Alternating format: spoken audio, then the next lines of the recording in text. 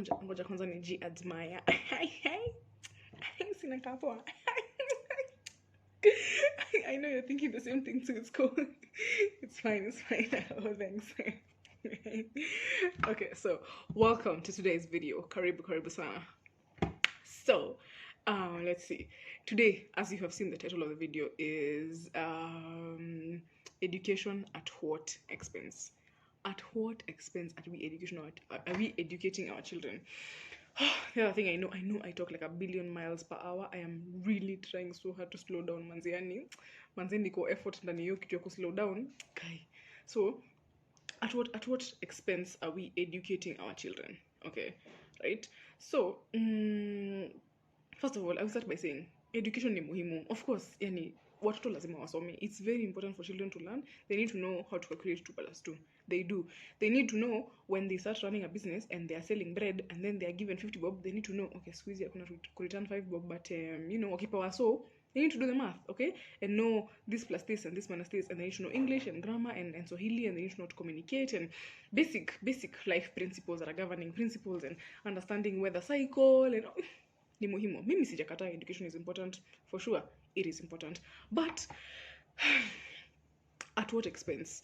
What other kind of education are we giving to our children? Okay, so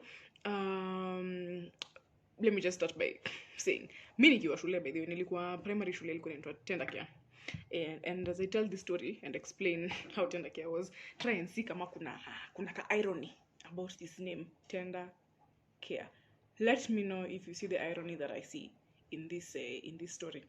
So first, me, I don't know what that school is like today. Sijui venye iko. I don't know how it's run. I don't know whether it's better than I left it. But me, when I was there, and that place, it was run like a military. As in, no joke, it was run like a military. Okay, so I need to say, I realized in my last video, nikiongea bila notes, by the way, mimi queen of digression, nitakuwa nimeenda hivi, nimeenda. So I need to have notes and like points that I'm talking about, otherwise manze mimi huyo ikitu, as Abel Mutu I would say, ikitu nimeenda tu in whatever direction I'm going to. So niko na notes hapa to keep track of what I'm saying and to bring me back every time that I digress. I need to come back every time that I digress. So like I was saying, I don't know what that school is like now, but let me tell you, in my day hiyo kitu ilikuwa hell. That school was hell, no joke. It was run like a military organization. So for one, the discipline, this thing that they were calling discipline, that thing was more like abuse, child abuse, like pure child abuse, because it was like these teachers were using this opportunity or this excuse of, we're disciplining children, but it wasn't discipline. It was more like wakona stress zao personal na wanawatolea. That is really what used to happen. It wasn't balanced discipline, we are disciplining them so they can do better, they can perform better. Lies. Ilikuwa kutolewa stress, msee akona tu personal issues, ametoka home, alikuwa na fight na wife, alafu amekuja hapa ametumwagia feelings zake, ametuchapa hapa kama kondoo, kama nini uchapwa nini donkey, inaitwa na Swahili, mbona nasahau, like we used to be beaten manze. It was just crazy, number one. Number two, shule ilikuwa day school, okay, day school, lakini it might as well have been a boarding school, because kusema tu kweli, it may even have been less stressful if it was actually a boarding school, because you would sleep there. Because I think as seniors, like when we were in like class 7, 8 there, we used to go to school from like 6 a.m. to 8 p.m. Can you believe it? 6 a.m. to 8 p.m. I mean, and that was the time at which you should get to school. I don't know if I'm wrong. I don't know if it was 7 to 8 or 7 to 7, but I think really it was 6 to 8, because you used to figure school or 6:30 to 8. Just basically some crazy hours, like 14-hour days. It was madness. So you can imagine, if you're getting to school at 6 or 6:30, what time did you leave home? Okay, what time did you leave home? And then in the evening, you're leaving school at 8. What time are you getting home? Really? And then I just need to mention, I don't know how many subjects kids are doing right now, but in our day we were doing 5, as in 1, 2, 3, 4, we were doing 5 subjects. So why does a child need to be in school 14 hours a day for them to shika English, mathematics, science, social studies, CRE? Why did we need to be in school that many hours for us to shika such simple subjects? Like it's 5 subjects. Why are we in school that long? I don't get it. And then when you go home, you think that you go home and so you're done with schoolwork. You're not done with schoolwork. Umepewa homework, as in homework ni kama dunia inaenda kuisha, na ni kama tu walimu wanasikia kurevenge, ni kama wanasikia kuwatolea tu mabeef zingine hapo. Because me, by the way, me sikuwa naelewa walimu ni mbaya na like we used to be given some mad homework. So you can imagine you have those 5 subjects and each of the teachers have been told to give you homework. Now homework, no, not homework, papers, like you're going home with papers to do, full complete papers. Now, you know, it's one thing, by the way, if all you're doing is you're marking ABCD. See, primary tuko tunafanya tu una mark ABCD, what is the right answer, what's the wrong answer. So chap faster, quick. Once you're in school 14 hours a day, you know the answers to these things. So you're just over there. You can mark the answers easy, right? Wrong. These guys used to have us write. You write the question and then you write the answer. And then at some point, we were even supposed to explain why. So you have option A to D. You have to explain why option A is not the answer, D is not the answer, C is the answer. I skipped a letter there, right? I skipped a letter. And here I am complaining about the importance of school. Yeah, but like ilikuwa ati muandike question. So if the question is saying, oh, John had 14 apples and then he gave 2 apples to Nancy and then he was left with 3 which he then cut into halves, and then there were 4 quarters, how many quarters was he left with? Now it is up to you to write the question down again in your book. Write the answer, explain why it is not number A, it's not B, it's not C, but the answer is D. Can you see the foolishness? Foolishness. So by the time you finish with mathematics and then you finish with English, writing all the, I'm telling you, it was foolishness. It was just total being unreasonable and making no sense whatsoever. Like me sikuwai ever understand this whole story. So did I mention that the school was called Tender Care? The school was called Tender Care. So that was basically, so if you got like 2 hours of sleep, manze, after you finished homework, manze, you're the champ. You've had like a 10-hour night rest, because half the time let me tell you, we would go to sleep, we would get home, you eat, you start doing homework. Asubuhi will find you doing homework. You fell asleep on the desk if you slept and it was like 1 hour or whatever. Disturbed sleep, because you sleep and then you're like, oh, I've not finished, then you continue. It was terror. It was absolute terror. And then in the morning, you need to have confirmed that you've done your homework, and your parents need to sign your homework, and that, parents need to say, oh, she's finished all her 17 homeworks and she's written all the questions and written all the answers. And it's very possible for your parent to refuse to sign because you apparently have not finished your homework, even though it is unreasonable, like crazy. And then when you go to school and you've not finished your homework, they're smacking. Tell me, you try and tell me that those teachers were not purposely giving us excess homework so that they could chap us, so that they could come and then have a way to unleash their stress. Please try and explain to me why that is not the case. Because as far as I'm concerned, obviously, your homework, it is really impossible kuimaliza. It's just impossible kuimaliza. So what do they want to do? They want you to be stressed, so that, you stressed, but you'll never actually finish the homework, so you'll get your butt kicked. And yeah, that's it. They get to relieve their stress. That was the school I went to, Tender Care. Yeah, cool stuff. So, and then I just need to add, did I already say this? I don't know, but 5 subjects. 5. Why are you learning? It's okay, I think I already said this. Nishasema, kazi yangu ni kujirudia. Please forgive me. So, anyway, I'm not here to discuss the misgivings of teachers. That one I will discuss on a later date. Misgivings of teachers and how they could do this better and that better. We're not here to talk about that. Today we're here to talk about at what expense are we educating our children, and specifically, what role do parents have to play in this whole education system that this wonderful country, Kenya, and maybe other countries, if you are from a different country and you can relate, what role do parents have to play? Do they have any role to play in this matter? Is there anything that parents can do? So, first of all, the way kids go to school is 17, 14, 12, 13 hours a day. And I know, like, it's not uncommon. Right now, whether you are in primary or high school, especially in high school, there is those crazy hours. People are up for prep by 5, and then they learn till 7, and then they go have breakfast for 12 minutes, and then they leave, and they go to class and learn until, nightfall, and then they go back for preps. Really. So, what is the importance of play and a balanced education schedule in a child's life when a child is growing up? What is the purpose of play and recreation? So I went and did some research about that, and yani research image, there's so much talking about how important recreation and play and outdoor activities are for children, outdoor learning, outdoor any, there is just so much content out there. But I will just read one something quote thingy which I found to be very informative.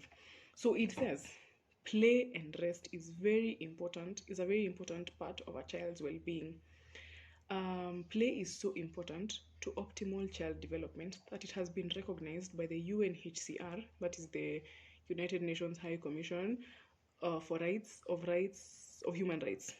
So it has been recognized by the UNHCR as a right of every child. Play allows children to use their creativity while developing their imagination, dexterity, and physical cognition and emotional strength. Play is important to a healthy brain development. It is through play that children at a very early age interact in the world around them. Play allows children to create and explore a world that they can master, conquering their fears while practicing adult roles, sometimes in conjunction with other children or with other adult caregivers. So it is of note, by the way, when we're talking about children here, we're not talking about 2 years kwenda chini, 3 years kwenda chini, 5 years kwenda chini. No, my dear. We are talking about 16 years old and below. Child play is important for 16 and below. And one of the articles was talking about how it's not just about 16-year-olds, it's even as we grow, play and recreation still remains a very important part of our well-being, our stability, very, very important. But for children, it's really an important part of growth, So the education that children need is not necessarily only mathematics and English and science. And if your child is not doing well in those things, then they are doomed to failure in this life. Guys, relax, calm down, because it is never that serious. Okay, so first of all, based on your statement to Mesoma, this quote about the importance of play in a child's life, that means when a child has no play, then there is psychological, emotional, and even physical damage to that child, because they don't have a balanced schedule regarding work being for a child kusoma, and school, and there's no balanced schedule for them in regards to all these things. So this damages a child. So as parents, or future parents, those ones who will become future parents, are we aware of this? Are we aware of what our children need?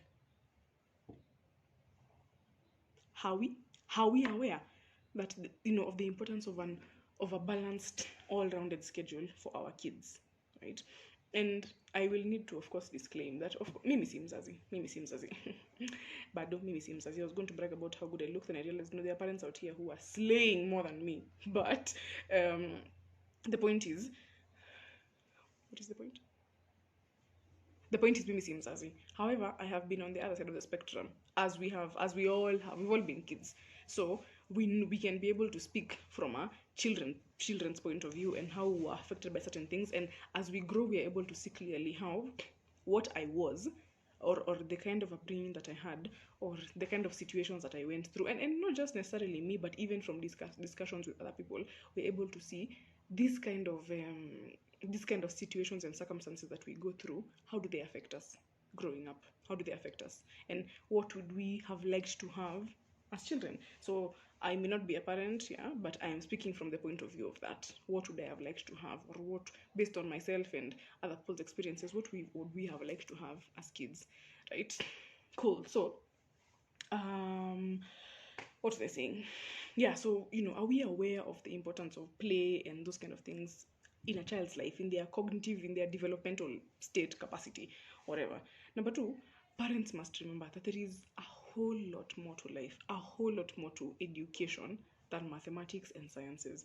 And in the same vein, there is a whole lot more to success in life and happiness than good grades and a stable job eventually, because that is what the train of thought is. You perform well in primary, high school, you get a good job. That is the vein, that is the train of thought that we have over here. So parents are looking for success for their kids, but success, and we are forgetting happiness as well. there's a whole lot more to these things than them being able to get a good job and make money. There's just a whole lot more, right? So there can be no success. There truly can be no personal success as an individual when there is no spiritual growth, when there is no psychological growth, when there is no emotional growth, when there is no social development, when there is no development in these areas, there truly cannot be success. So when we are raising children, why is the focus only on their grades and helping them to grow intellectually, as opposed to helping them to grow in an all-rounded manner? Why? Why? Okay, I don't understand, right? So the child gets an education, they get to learn maths and science and all those things, but at what expense? Does it have to be at the expense of their psychological growth, or their social development, or their emotional development, or their spiritual development? Does it have to be at the expense of all those things, right? So can we not give a more all-rounded growth, process of growth, or process of development? Okay, that was number one. Excuse me. Number two, the tardiness, the kuchonka that a child feels from the long hours of schooling. How does this affect their home life? How? So how does this affect their relationships with their parents and their siblings, right? So a child going to school for 14 hours a day on the weekdays, and then a bunch of hours of school during the weekday as well. At what point does this child foster family relationships? At what point do they develop friendships? At what point do they have quality time to spend with their parents and their friends and their family? When does this happen? No. Tell me, when does it happen? Yeah, I didn't think so. It doesn't happen. So at what point does a child get to come home after 14 hours of school, and then they have, a whole backload of homework waiting for them? When do they get to sit down with their mom and dad and tell them what happened in school and the events of that day and the questions that they may have about things that happened, or or anything that happened that may have hurt them, or things that were said to them that they want to confirm? When will this happen if your child is constantly in school? And then let's not forget that you also from work, so you also tired like crazy as a parent. So when your child comes home and they have all these things, my question is, when does the parenting happen? What time are parents scheduling to parent their children, as long as their children are constantly in school being fed psychologically and no one is caring about their other needs and their well-being in other areas? When are you parenting, right? And of course, while they are in school, these are things, see, they're not being learned. They're being learned. They're learning how to relate with people, but they're not learning about all this stuff from you. So when you see certain behaviors in your child, certain behaviors, certain phrases, certain characters, then you're surprised. You're very surprised about where your child is getting them. But tell me, when did you get to tell your child not to behave in a certain way, not to do certain things?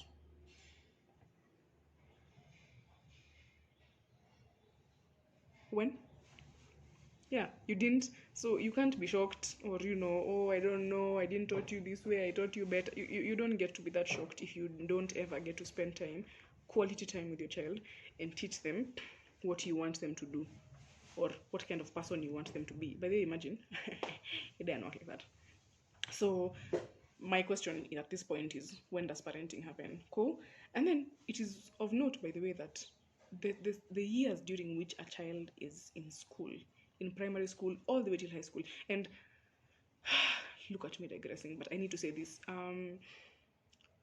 Here, like, I started by talking about primary school, but we remember that if your child is going through these crazy learning hours in their primary school, then what will you do when they go to high school? You will send them off to a boarding school. So you will only get to associate with them during the 1 month that they are home, or about 3 weeks that they are home.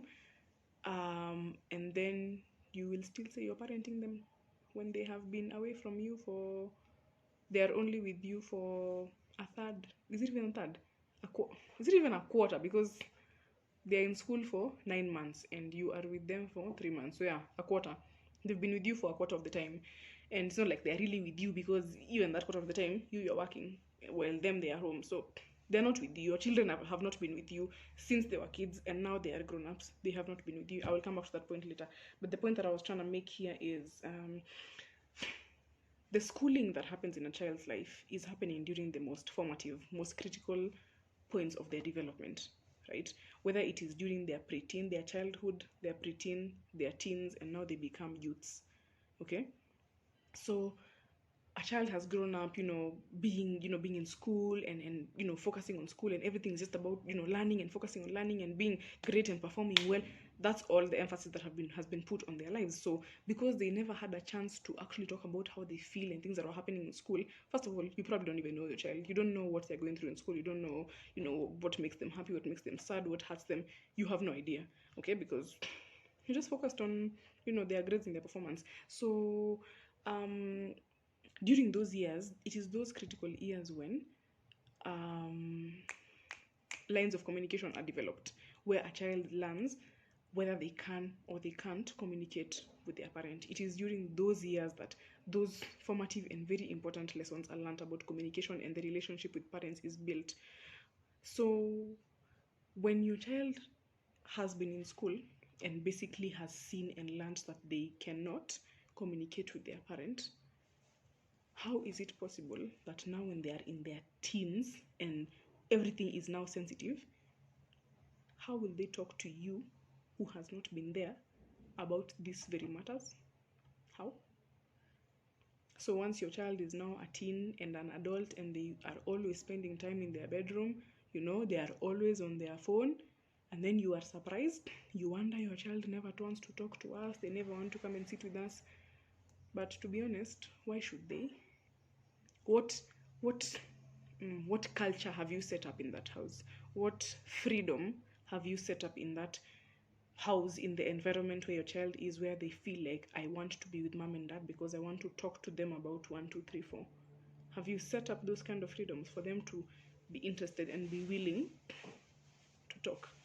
So if you overlooked the period during which they would have appreciated being able to talk and listen to mom and dad, then now when they're in their teens and they're growing into adults, they have learned how to deal with things on their own, or their own way. It doesn't necessarily have to be their own. They might find other mentors or people who they can talk to, people who are willing to listen to them, which is fine.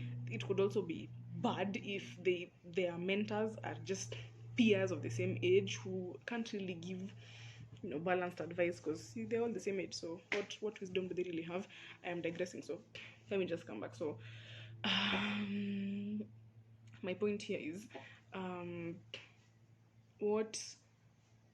at what expense is your child attaining or achieving the education, the best education that you want them to have? Yes, you want them to have great education in terms of the intellectual ability and capacity and development, but what about emotional education, spiritual education, psychological education, social development? What about all those? Who's going to teach them? Because the teacher won't teach them, and you are not teaching them. So when will that happen? So at that point, I feel it is a very formative point at which parental relationship with children is either really strengthened or broken.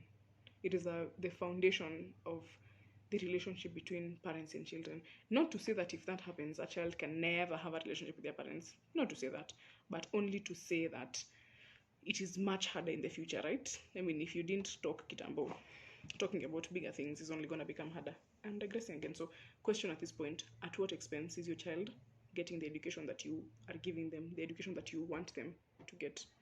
At what expense? Cool. The other thing, I think this is point number 3. Each point has like a bunch of thoughts, but like main points, this is point number 3. When it comes to a child's education and schooling, who is the real authority? Is it parents or is it teachers? Now, for sure, teachers must have some authority. They must have some authority. Ni lazima, they must have some authority. Otherwise, how will they? They're dealing with dozens and dozens of kids. So there is definitely an authority that teachers have, just by virtue of being teachers and being, the ones caring for students.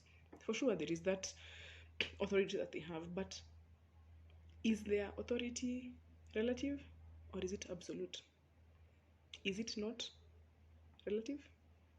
Because there is also the authority that a parent has in this child's life, right? So so why is it then, let me just digress kidogo, somebody needs to tell me, how do you deal with your nails after you have had gel polish done and removed?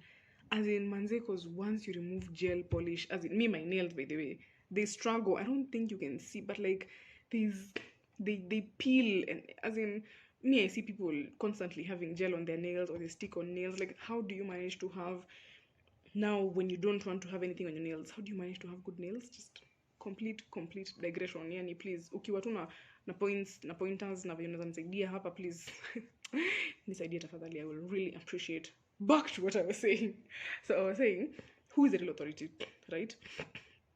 Excuse me. We recognize that parents, definitely teachers have that authority, but who's the real authority? So we know, for example, in schools today, abuse of power is so prevalent. Yani, abuse of power happen for sure, where teachers are either excessive, this thing that they're calling discipline is just abuse. Children are just being, it's pure and simple abuse. Now, don't digress, come back. It's pure abuse of power, the way the children are being disciplined in ways that, unajua kuna discipline ya instill lesson into a child, then kuna kuchapa mtoto ndo umue ama ndio sijui mvunje or something like that. There is a difference between those two things, okay? Alafu, there is also the way teachers talk to kids. There is very derogatory and painful and hurtful comments that teachers usually, many times, they give to kids, and because the kid doesn't, sasa atasema atadu, the child will not do anything. Si ako tu hapo sasa ameambiwa hizi vitu na mwalimu, atafanya nini? And now when these kids grow, then you hear about children hitting their teachers or fighting their teachers because wamezoea kuambiwa hizi vitu na inafika mahali kwenye student anajam. Si ati na condone, but you can see where it comes from, right? So when a teacher is obviously going beyond the limits of their authority, in being excessively in giving excessive discipline, or in being hurtful and derogatory in the statements that they are making to your child. So let me just paint the scenario where when the teacher has done these things, your child comes home. They tell you, daddy, mommy, teacher did this today, alinichapa, sijui niko na mpaka amenitoa damu, niko na alama, sijui niko na nini, nimetolewa damu, niko na alama, ama alinitusi, aliniambia 1 2 3 4. As a parent, unajua, I don't think there is any parent who can tell me hujuangi sasa like kuna line imekuwa crossed. Unajuanga kuna line imekuwa crossed. You know very well. Hapa amevuka line, right? But for some reason, you choose not to do anything about it, okay? So there is two things. You feel slighted, but then, and you know the teacher has gone overboard, but you know what you do? You say nothing. Instead, you make an excuse for the teacher. Either you make an excuse for the teacher, oh, maybe, they didn't mean it, oh, don't take it seriously, oh, just ignore, those kind of nonsense things that you tell to your children, okay? Number one. Number two, or even worse actually, not even number two, even worse, is you transfer the blame to your child, where you ask your child, wewe ulifanya nini ndo mwalimu aseme hivyo?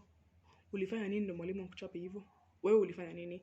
So you transfer the blame to the child as if whatever they did to deserve such harsh treatment, painful statements, is somehow justifiable. There is a point at which a teacher can do something and it is not justifiable. You cannot justify, it doesn't matter what the child did, you cannot justify this conduct from a parent, okay? So why then make your child feel like it's their fault? And what effect does this have? What is the effect? This works only, one, to break a child's trust in their parents' ability or desire to protect them when they are unable to protect themselves. The child will just feel, like, me, I can't do anything, but apparently mom either doesn't want to do anything, or dad doesn't either want to do anything or won't do anything about it. So the child's trust is broken. They don't feel like they can rely on their parents to protect them, to help them, to where they are unable to help themselves. That's number one. Number two, which is also very damaging, is when the child starts to believe that the things that they are told. Wanaambiwa, oh, when mjinga, we utawai manage, utawai make it sijui wapi. wanaambiwa hizo vitu, and because you don't correct that, you don't correct it, you don't listen to your child enough to correct that thing and tell your child hapana, they are wrong, and you go and talk to the teacher and tell them not to say such things to children. So the child believes that maybe ni ukweli, maybe mimi ni mjinga, maybe I can never make anything out of myself, right? Or they start to believe that certain behavior is acceptable, it is justifiable, it is understandable.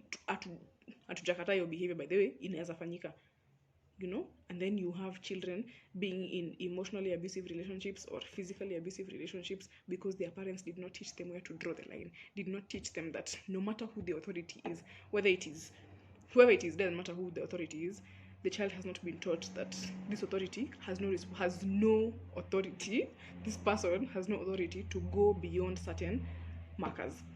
Somebody has no authority to disrespect you emotionally. Somebody has no authority to disrespect you mentally, to abuse you physically. So a child learns that it's okay for somebody in authority to treat me in certain ways, and it happens in relationships. It could be my husband or my wife, but because they are this person, my girlfriend, my boyfriend, because they are this person, it's okay for them to talk to me like that because they were upset, or they are my boyfriend. What am I supposed to do? Maybe he was just upset.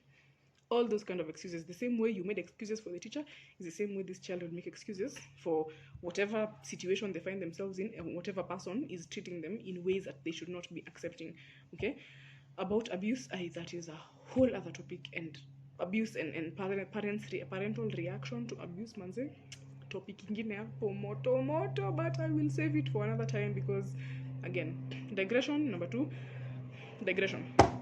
Right? So when you main question we're discussing, at what expense will your child get this education that you are so desperate for them to have, so that they can get into a good college, a good university, a good high school, and get into a good job? At what expense? Right? Cool.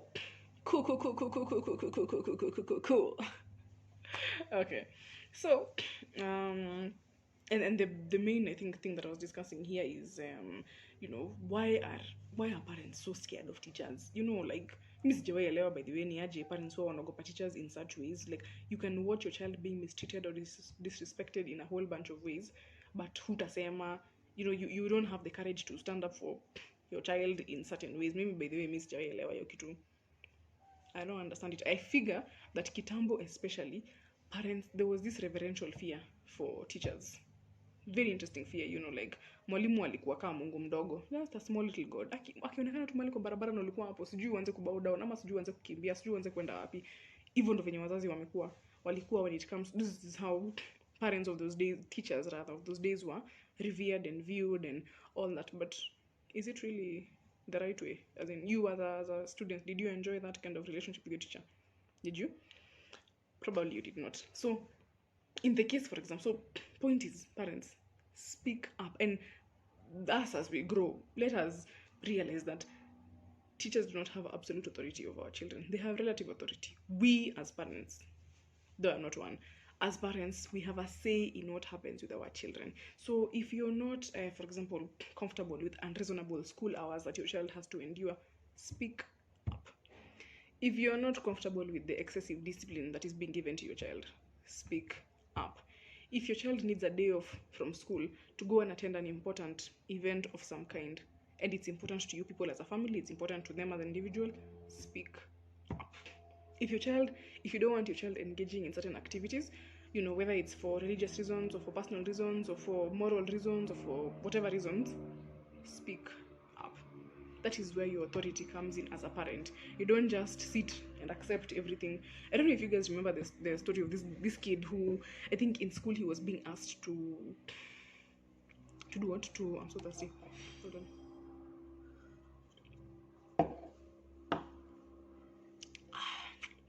He was being asked to shave his dreads, and his parents were likata, and it was some issue with the school and whatever, and that case went to school, and that kid won. The kid and his parents and his family, it was for religious reasons that they were keeping their dreads, or cultural reasons. I think it was a mixture of, I don't know, what is Rastafarians? Is it a religion or a culture? I may sound dumb right now, but to be honest, I don't know. So it is for those reasons that they were, they were refusing, and it went to court, and the parents won, right? Because as children, your children get to have individual standards and beliefs and morals, and you as a parent, it is up to you to speak up for your child for those standards and morals and beliefs that you guys hold. It is up to you. Yes, there should be some level of uniformity in school, but not crossing over boundaries that are important. And because a child can barely defend themselves, it is up to the parent to do their bit, to do their part, to stand up for kids. Otherwise, what is the point? If your child is going to go in with certain beliefs and come out with different beliefs, which you hold firmly, and then you wonder why your child is rebelling against these beliefs because you didn't stand up for them when it mattered. So them, they went to school and did whatever was being done in school because nobody bothered to fight for them like they were important. So what's the deal, yo? Cool.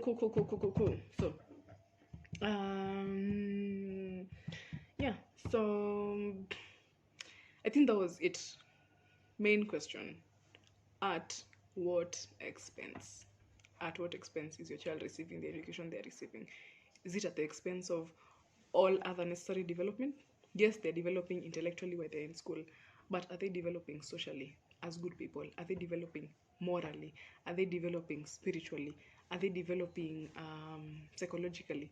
Are they developing emotionally? I don't know if I've already said that, but emotionally is like very important. So are they developing in those other aspects? And those other aspects, by the way, it's not up to the teacher to teach them those things.